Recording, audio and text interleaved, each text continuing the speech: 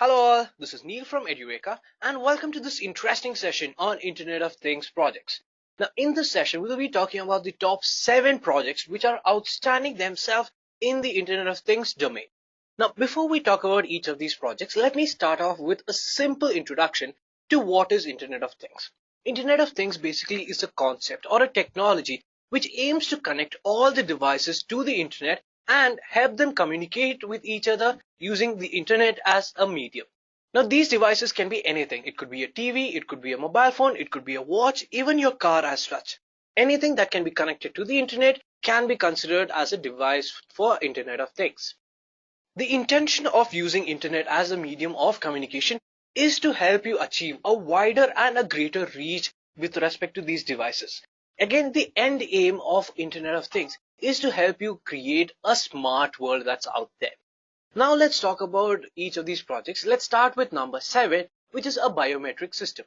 Now a biometric system is something that we always encounter on our daily basis as well, because we always either use a fingerprint sensor or we use an iris scanning. So it depends from organization to organization. But how does this actually work?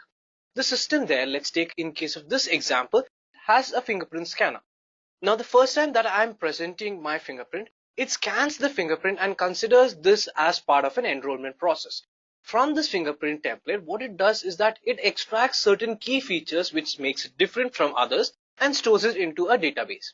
From then forward, every time that I place my finger on top of this fingerprint scanner, it creates a template and compares this with all the templates that's present in the database. If it matches, then it correspondingly, let's say, gives me an attendance or lets me access a door. If it does not, then it raises an alert with respect to that same. Now, this is just a foundation. Now, as I said, this biometric system can be fingerprint, it can be iris scanning, or it can be a combination of both as well. Voice recognition system is one of the key products in the biometric domain. Next, we have smart irrigation system. Now, I am someone who personally likes gardening a lot. Now, this is something that would really make my life easier, because usually what I do is that on Sundays, I spend about 2 hours just watering and looking after my plants. Through a smart irrigation system, what it does is that it checks the moisture present in the environment or in the water lanes that I have created. Now, to help you understand how it works, usually there are two main Internet of Things devices that are used here, which is the Arduino board and the Raspberry Pi. Your Raspberry Pi becomes the main processing unit, and I place an Arduino board for each of my water channels. These Arduino boards themselves are connected to multiple sensors which are part of this water channel.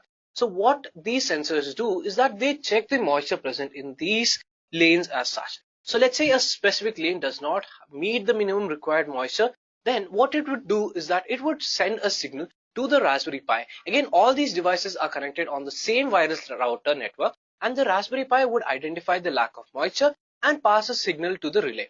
The relay in turn would initiate the water pump and water would be pumped. Now, in order to ensure that water is not wasted, we would create gate controls, and only the gate where the moisture is less would the gate be open. Once my sensor detects that the moisture level has gone beyond my required level, it would again send another signal to the Raspberry Pi asking it to stop the pump as well. So this in turn helps you to save a lot of water and also makes your life quite easier as well. So after this, your only task in your garden would be either setting up new plants or creating new water channels as such. The next project in our list is a security camera and door unlock system. Now, this is something that's quite interesting, and I've personally tried this out, and it's really something that you should try out as well. Here, what happens is that you place a camera on top of a door, which in turn clicks the photo of a person who comes into the frame. Now, this photo is again sent to an analytical system, which in turn compares this with all the photos that it possesses in order to identify whether to let the user open the door or not. Now, an evolution to this is that if it does not find the photo of that person, it can notify the concerned person that so and so person is trying to access this door. Would you like to authorize this person and add his information to the database, or would you like to deny the access to this person as well? Usually this is used in areas where you have high sensitive information stored in order to maintain a strict control to the access to this information as well. Another usage of the security camera and door unlock system can be even at our homes, when we can identify who's come at our home when we're not there and either decide to give them access to our homes or not. Now, the next thing is something that we all really desire to have, which is a smart home system. A smart home system can be something that really makes our life quite easy. Starting from energy management, where the light control systems, the AC, the appliances that we use, the thermostat, all this is managed. In short, trying to cut down the power consumption that's taking place. My door management system is also part of this. My security system is also part of this. My water management system again becomes a part of this as well. Again, these are key things that really stands out in the smart home system. But again, what I would personally recommend is that a smart home's limitations is where our imagination stops. Anything that you wish to automate or wish to make your life easier can be part of a smart home system as well. Now, a smart home usually is going to be a base for our next project, which is a smart city. A smart city is an evolution of a smart home. Here, it's not just the sensors of a single home that is connected. Here, it's a correlation or a network or a connection between various organizations, various domains, as well as various segments of that city as a whole as such. Here, the life of every single dependent person in that city becomes easier as a whole as well, and in turn will really help develop that city to greater extents as such. Now, the key factor here for a smart city is a government support as well. And if governments are really willing to take this step, then I hope we would see a smart city completely built on Internet of Things, maybe in the next 5 to 10 years as well. Now, the next project is something that really stands out on a personal level. This is Zelda's Ocarina controlled home automation system. This is personally something that I feel is the closest to a smart home system, where most of the elements of the home is completely controlled by an ocarina. What Alan Pan has done here is that he's created a node-based recognition system which completely automates his home. But rather than telling more about this, let's just look at a quick video which will give you a glimpse into how he has done this and what has he done.